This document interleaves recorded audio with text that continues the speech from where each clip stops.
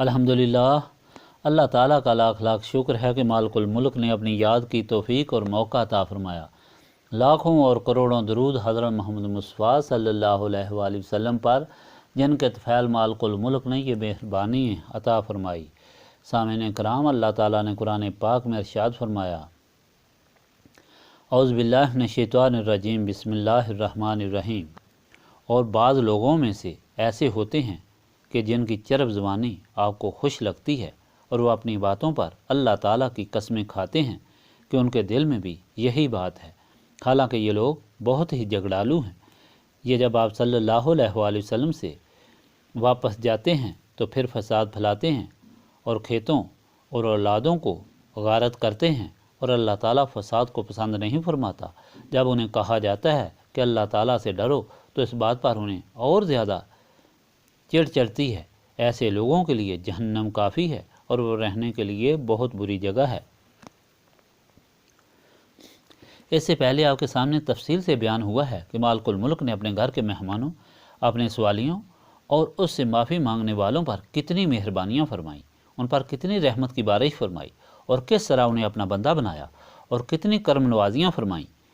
یہ بھی بیان کیا گیا کہ مالک الملک نے یہ ہدایت بھی فرمائی کہ یہ مہربانی اور یہ دولت جو تم حاصل کر رہے ہو، اس کی حفاظت کے لیے کیا طریقے ہیں۔ ان کی حفاظت کا یہ طریقہ ہے، تم ہمیشہ اللہ تعالیٰ کی یاد میں رہو۔ عرفات کے میدان میں غرور، تکبر اور تفاخر کے جو لباس تم نے اتارے ہیں، اب دوبارہ شیطان کی ماں پر پھر ان کو اپنے دل میں جگہ مت دو۔ جس طرح جہالت کے دور میں لوگ عرفات کے میدان سے لوٹ کر منع میں اپنے آباء و اجداد کی کہانیاں، بہادریاں، تکبر اور غرور بیان کرتے تھے اور اللہ تعالیٰ کی یاد سے غافل ہو جاتے تھے، اسی طرح تم بھی اللہ تعالیٰ کی یاد سے غافل مت ہو جانا۔ یہ ساری ہدایات اور مہربانیاں بیان کرنے کے ساتھ اللہ تعالیٰ نے یہ بھی فرمایا کہ جو لوگ اللہ تعالیٰ کے اس حکم پر عمل کرتے ہیں، وہی زندگی کا سفر سلامتی ایمان سے طے کر کے اللہ تعالیٰ کے ہاں سرخرو ہوتے ہیں۔ اور جو لوگ اپنی باطنی اصلاح کی طرف توجہ نہیں دیتے، تقوی اختیار نہیں کرتے، ان کا یہ سارا عمل باطل ہو جاتا ہے، اور بجائے گناہوں سے پاک ہونے کے وہ اور زیادہ گنہگار ہو کر لوٹتے ہیں۔ اس لیے تقوی کی بہت زیادہ ضرورت ہے، اور تقوی اللہ تعالیٰ کا ڈر اور خوف ہے۔ تقوی اس وقت پیدا ہو سکتا ہے جب دل و دماغ روشن ہو، اور دل و دماغ روشن اس وقت ہو سکتے ہیں جب بندے کا قلبی تعلق اس سراج و منیر سے ہو جو روشنی دینے کے لیے پیدا فرمایا گیا ہے۔ یعنی جو لوگ نسبت رسولی صلی اللہ علیہ وآلہ وسلم رکھتے ہیں، انہیں کے دل و دماغ روشن ہوتے ہیں، اور وہی ان فیوز و برکات سے مستفید ہوتے ہیں۔ نسبت رسولی صلی اللہ علیہ وآلہ وسلم سے محروم لوگ، خواہ حاجی ہوں، عابد ہوں یا عالم ہوں، وہ اللہ تعالیٰ کی مہربانیوں سے مستفید نہیں ہو سکتے۔ ایسے لوگوں کا ایمان ہمیشہ خطرے میں رہتا ہے، کیونکہ وہ اندھیرے میں ہوتے ہیں، اور جو آدمی اندھیرے میں سفر کرتا ہے اس کے لیے ہر قدم پر خطرہ ہوتا ہے۔ وہ کسی مقام پر بھی گڑھے میں گر سکتا ہے، کانٹوں سے الجھ سکتا ہے، یا دیوار سے ٹکرا سکتا ہے۔ سلامتی کا سفر صرف اسے نصیب ہوتا ہے جس کے پاس روشنی ہوتی ہے، اور اسی طرح وہی لوگ اس زندگی کا سفر سلامتی ایمان سے طے کر سکتے ہیں جو اپنے دل و دماغ کو نسبت رسولی صلی اللہ علیہ وآلہ وسلم سے روشن کر لیتے ہیں۔ انہیں اچھائی اور برائی میں تمیز ہوتی ہے، اور اللہ تعالیٰ کے احکام کی سمجھ حاصل ہو جاتی ہے۔ اگر دل و دماغ روشن نہ ہوں تو بے شک اللہ تعالیٰ کے احکام پڑھے بھی جائیں، ان کی سمجھ انسان کو حاصل نہیں ہوتی۔ اسی لیے اللہ تعالیٰ نے فرمایا کہ اس قرآن کو پڑھنے سے بہت سے لوگ ہدایت حاصل کرتے ہیں اور بہت سے لوگ گمراہ بھی ہو جاتے ہیں۔ یہ سارا ذکر فرمانے کے بعد اللہ تعالیٰ اب یہ فرما رہا ہے کہ شیطان اور شیطان کے پیروکار تمہارے دشمن ہیں، اس لیے تم بڑی احتیاط سے چلو تاکہ شیطان اور اس کے پیروکار تمہارے ایمان کو نقصان نہ پہنچائیں۔ انہی نقصان پہنچانے والوں میں سب سے خطرناک وہ ہیں جو بہت میٹھی زبان رکھنے والے ہیں اور انتہائی چرب زبان ہیں۔ ہمیشہ اس طرح ہوتا ہے کہ جو چور، غاصب، منافق یا رازدان ہوتا ہے وہ بڑا چرب زبان ہوتا ہے، اور اپنی میٹھی زبان سے مخلوق خدا کو بلا کر تباہی کی طرف لے جاتا ہے۔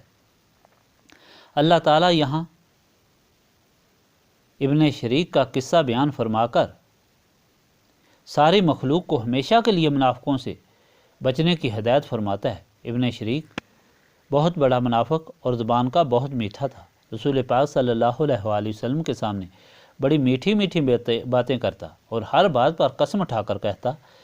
کہ میرا ظاہر و باطن ایک ہے، اور میرے دل میں بھی اسی طرح آپ صلی اللہ علیہ وآلہ وسلم کی تابعداری اور مسلمانوں کی خیر خواہی ہے۔ لیکن اس کا عمل یہ تھا کہ جب وہ حضور پاک صلی اللہ علیہ وآلہ وسلم کی خدمت سے واپس لوٹتا تو وہ مسلمانوں کے نقصان کے در پہ ہو جاتا، کبھی کھیتوں کو آگ لگا دیتا، کبھی ان میں فساد پیدا کر دیتا جس سے لوگ ایک دوسرے کو نقصان پہنچاتے، اور کبھی خود لوگوں کو نقصان پہنچاتا۔ اسے جب کہا جاتا کہ تم اللہ تعالیٰ سے ڈرو، تم یہ کیا کرتے ہو، تمہاری بات اور عمل میں تضاد ہے، تو اس بات پر بجائے ہدایت حاصل کرنے کے اسے زیادہ غصہ آتا اور وہ اپنے ظلم میں اور زیادہ بڑھ جاتا۔ اللہ تعالیٰ مخلوق خدا کو اس کا قصہ بیان فرما کر یہ ہدایت دیتا ہے کہ اپنے خیال میں وہ بہت اچھی بات کر رہا ہے کہ مسلمانوں کو بہت بڑا نقصان پہنچا رہا ہے، لیکن دراصل وہ اپنی تباہی و بربادی کو دعوت دے رہا ہے۔ اس کے لیے مالک الملک نے جہنم رکھی ہے جو بہت ہی بری جگہ ہے، وہ تو ضرور اس میں جائے گا، لیکن تم اے مسلمانوں ایسے لوگوں سے ہمیشہ ہوشیار رہو۔ زندگی میں قیامت تک تمہیں ایسے لوگوں سے واسطہ پڑتا رہے گا جو اپنی زبان سے تمہیں شیطانی راستے پر لانے کی کوشش کریں گے اور خدا سے غافل کریں گے۔ تمہیں جو بھی ایسا شخص ملے، خواہ وہ جنگ کے میدان میں ہو، خواہ زراعت کے میدان میں ہو،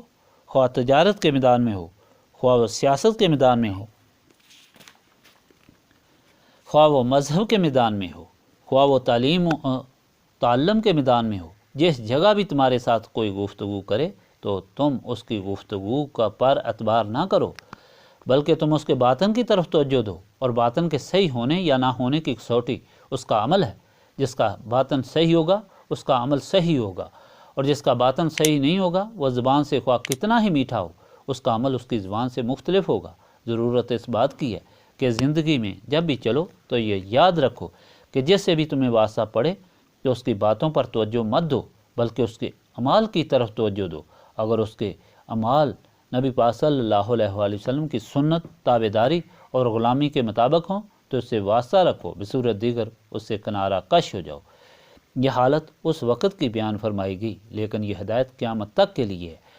اگر آج بھی یہ دیکھا جائے تو ایسے بہت سے لوگ راستے میں ملیں گے جو اپنی زبان سے ہر میدان میں، خواہ جنگ کا میدان ہو، خواہ زراعت کا میدان ہو، علم و سیاست اور مذہب کا میدان ہو، اپنے آپ کو خیر خواہ بتائیں گے اور مخلوق خدا کے رہنما بننے کی کوشش کریں گے، لیکن ان کے اعمال ایسے ہوتے ہیں جو شیطانی اعمال کی طرف لے جاتے ہیں، جس کی سب سے بڑی مثال یہ ہے کہ بہت سے لوگ ایسے دیکھنے میں آئے ہیں جو اللہ تعالیٰ کے فرائض سے تغافل خود بھی کرتے ہیں اور لوگوں کو بھی ایسی ہی تعلیم دیتے ہیں۔ مثلا قیامت کے دن سب سے پہلے نماز کی پوچھ گچھ ہوگی، اور ایسے لوگ موجود ہیں جو یہ تعلیم دیتے ہیں کہ نماز کی کوئی ضرورت نہیں، نماز کی طرف ایک دفعہ نیت ہم نے کر لی وہ کافی ہے، اور کچھ یہ بھی کہتے ہیں کہ قرآن مجید میں کس جگہ ہے کہ نماز پڑھو، حالانکہ قرآن مجید میں تو نماز قائم کرنے کا حکم ہے۔ حالانکہ رسول پاک صلی اللہ علیہ وآلہ وسلم اور صحابہ کرام اللہ تعالیٰ کے اس حکم کی پابندی تاحیات کرتے رہے، اور باقاعدہ یہ طریقہ سکھایا گیا کہ کس وقت پر اور کس طریقے سے نماز پڑھی جائے۔ اس کے باوجود وہ لوگ اتنے چرب زبان ہیں کہ وہ ہزاروں لوگوں کو گمراہ کر رہے ہیں، وہ بہت سے لوگوں کو اپنے گرد اکٹھا کر لیتے ہیں۔ شاید آپ کے مشاہدہ میں نہیں آیا، لیکن ہم نے تو کئی لوگ دیکھے ہیں جو ان کی گرفت میں آ جاتے ہیں۔ یہ صرف ایک پہلو ہے، اس میں ہزاروں اور راستے اور ہزاروں اور میدان ہیں جن میں یہ لوگ اس طرح مخلوق خدا کو گمراہ کرتے ہیں۔ دراصل یہ شیطان کے پیروکار ہوتے ہیں، اور شیطان انسان کا دشمن ہے۔ وہ ہر طریقے سے انسان کو دنیا میں بھی اور آخرت میں بھی نقصان پہنچانا چاہتا ہے۔ چھوٹے معصوم بچوں کے دل میں بھی بجائے پڑھائی کے کھیل کا شوق اور خیال پیدا کرتا ہے تاکہ ان کی دنیا تباہ ہو اور وہ علم جیسے مقدس فریضہ سے محروم رہیں۔ اس طرح یہ لوگ بھی ہر صورت میں اللہ تعالیٰ کے بندوں کو نقصان پہنچانے میں خوش ہوتے ہیں اور ان کی بھلائی میں خفا ہوتے ہیں۔ اللہ تعالیٰ جو اپنے بندوں پر بہت ہی مہربان ہے، اس لیے وہ ہدایت فرماتا ہے، کیونکہ ہدایت ہی انسان کی سب سے بڑی ضرورت ہے۔ اللہ تعالیٰ چونکہ رب ہے اور ربوبیت کا تقاضا ہے کہ انسان کی ہر ضرورت کو پورا کیا جائے، تو ہدایت جو سب سے بڑی ضرورت ہے اسے اس صورت میں پورا فرما رہا ہے کہ اپنے پاک کلام قرآن مجید میں مکمل طور پر اپنے بندوں کو ہر ایک بات سے آگاہ کر رہا ہے اور مطلب فرما رہا ہے کہ تم نے اس طرح زندگی گزارنی ہے تاکہ تم ہر نقصان پہنچانے والی چیز سے بچ کر زندگی کا سفر کامیابی کے ساتھ طے کرو اور اس طرح پاک و صاف ہو کر میرے ساتھ ملو۔ پھر وہ نعمتیں جو کسی آنکھ نے نہیں دیکھی، جو کسی کے وہم و گمان میں نہیں، وہ میں انہیں تمہارے لیے تیار کر کے رکھی ہیں، انہیں تم حاصل کرو۔ سامعین اکرام، یہ بڑا مشکل کام ہے کہ انسان ایسے چلاک لوگوں اور نفس اور شیطان سے بھی بچ جائے، کیونکہ شیطان کے پیروکار اور خود انسان کا نفس اس کے دشمن ہے، اور چلاکی میں وہ عام انسانوں سے بہت زیادہ طاقتور ہیں۔ ان کے ساتھ مقابلے کے لیے انسان کے اندر ایسی طاقت کی ضرورت ہے کہ جس سے وہ ان کو شکست دے سکے، اور وہ ان کو شکست اسی صورت میں دے سکتا ہے کہ اسے ان کے اعمال اور ہر چلاکی کی خبر ہو۔ انسان کو خبر اور علم اسی وقت ہو سکتا ہے جب اس کے دل و دماغ روشن ہوں۔ جن لوگوں کے دل و دماغ روشن تھے ان پر نہ شیطان قبضہ کر سکا، نہ ان کا نفس شیطان کے قابو آ سکا، نہ منافقین مدینہ منورہ انہیں گمراہ کر سکے، نہ مشرکین مکہ معظمہ انہیں گمراہ کر سکے۔ کوئی تکلیف، مصیبت اور ظلم انہیں اللہ تعالیٰ کے راستے سے نہ ہٹا سکا، اور کوئی خوشی اور کوئی عیش و عشرت انہیں اپنی طرف راغب نہ کر سکی۔ اس عمل اور اس حقیقت کی گواہ نبی پاک صلی اللہ علیہ وآلہ وسلم کے غلاموں کی تاریخ ہے۔ اگر آپ حضور پاک صلی اللہ علیہ وآلہ وسلم کے غلاموں کی تاریخ ہٹا کر دیکھیں تو ایک ایک غلام کی زندگی اس بات کا ثبوت ہے کہ انہوں نے اپنی زندگیاں کس طرح گزاریں، کہ ان کے دل میں نہ کوئی خوف تھا، نہ کوئی ڈر تھا، نہ کوئی لالچ تھا، نہ دنیاوی خواہش تھی، بلکہ ہر چیز، خواہ ماں باپ، اولاد، مال منال ہو یا جائیداد یا اپنی جان عزیز ہو، ہر چیز اللہ تعالیٰ کے راستے پر قربان کرنے کو انہوں نے اپنی سعادت سمجھا، اور بڑی سے بڑی قربانی سے بڑی سعادت سمجھا، جس کا نتیجہ یہ نکلا کہ اللہ تعالیٰ نے انہیں دونوں جہانوں میں سرخرو اور سرفراز فرمایا۔ یہ لوگ جو نبی پاک صلی اللہ علیہ وآلہ وسلم کی غلامی میں داخل ہوئے، اور تاریخ اٹھا کر دیکھا جائے تو اس غلامی سے پہلے وہ جاہل بھی تھے، راہزن بھی تھے، ظالم بھی تھے، اور ہر قسم کی برائیاں ان لوگوں میں موجود تھیں۔ لیکن اس غلامی میں آنے سے ان کے باطن روشن ہو گئے۔ اگر وہ جاہل تھے تو عالم بن گئے، راہزن تھے تو رہبر بن گئے، ظالم تھے تو عادل بن گئے، سخت دل تھے تو موم ہو گئے۔ صرف روشنی آتے ہی، غلامی میں داخل ہوتے ہی، بغیر کسی مدرسے، بغیر کسی تعلیم کے، صرف اس تعلق کی وجہ سے ان کے دل و دماغ روشن ہو گئے، جسے نسب رسولی صلی اللہ علیہ وآلہ وسلم کہتے ہیں۔ جس طرح اندھیرا ہوتا ہے اور اس اندھیرے میں جس وقت بلب روشن ہوتا ہے تو چاروں جانب ماحول کو روشن کر کے اندھیروں کو کوسوں دور کر دیتا ہے، اس طرح نبی پاک صلی اللہ علیہ وآلہ وسلم سے نسبت قائم کر کے ان کے باطن روشن ہو جاتے ہیں، اور اس روشنی سے وہ عالم بن گئے، بہادر بن گئے، رہبر بن گئے، فیاض سخی بن گئے، عابد بن گئے، اور دنیا کی ہر اچھائی اللہ تعالیٰ نے ان میں پیدا کر دی۔ یہ نسب رسولی صلی اللہ علیہ وآلہ وسلم کا فیضان تھا، اور آج بھی سلامتی ایمان کو اسی طرح خطرہ ہے جس طرح اس وقت تھا، بلکہ آج اس سے کئی گنا زیادہ خطرہ ہے، اور اسی لیے آج نسب رسولی صلی اللہ علیہ وآلہ وسلم کی پہلے سے کئی گنا زیادہ ضرورت ہے۔ آج جو شخص بھی چاہتا ہے کہ وہ سلامتی ایمان سے زندگی کا سفر طے کرے اور دونوں جہانوں میں غموں سے نجات حاصل کرے اور دونوں جہانوں کی سرخری اور سرفرازی حاصل کرے، اس کے لیے آج بس ضروری ہے کہ نسب رسولی صلی اللہ علیہ وآلہ وسلم حاصل کرے، تاکہ اس کے دل و دماغ روشن ہو جائیں اور وہ تمام خدشات سے بچ کر زندگی آرام اور کامیابی سے گزار سکے۔ نسب رسولی صلی اللہ علیہ وآلہ وسلم حاصل کرنے کے لیے سینوں کی صفائی کی ضرورت ہے، اور سینے صاف اللہ تعالیٰ کی یاد سے ہوتے ہیں، اور اس محفل کی غرض و غایت ہے، یہی اس محفل کی غرض و غایت ہے۔ وہ سارے لوگ، پیسا فرمایا، وہ سارے لوگ جو وقتاً فوقتاً ہمارے پاس آتے ہیں اور دنیاوی مصیبتوں اور تکلیفوں میں پھنسے ہوئے ہوتے ہیں اور پریشان حال ہوتے ہیں، ہم انہیں اس ساری بیماریوں کا صرف ایک ہی علاج بتاتے ہیں کہ وہ سب چیزوں کو بھول کر نسب رسولی صلی اللہ علیہ وآلہ وسلم حاصل کریں، رسول پاک صلی اللہ علیہ وآلہ وسلم کی غلامی اور محبت کو اس طریقے سے حاصل کر لیں کہ جس طرح بلب کی پیوستگی پاور ہاؤس سے ہو جاتی ہے جس کے درمیان اور کوئی چیز نہیں ہوتی، تو پاور ہاؤس کی ساری روشنی اس بلب میں منعکس ہو جاتی ہے۔ اگر نسبت رسولی صلی اللہ علیہ وآلہ وسلم کو اس طرح حاصل کر لو گے تو تمہارے دل و دماغ روشن ہو جائیں گے اور تم سرخرو اور سرفراز ہو جاؤ گے، تمہیں دین کی سمجھ آ جائے گی،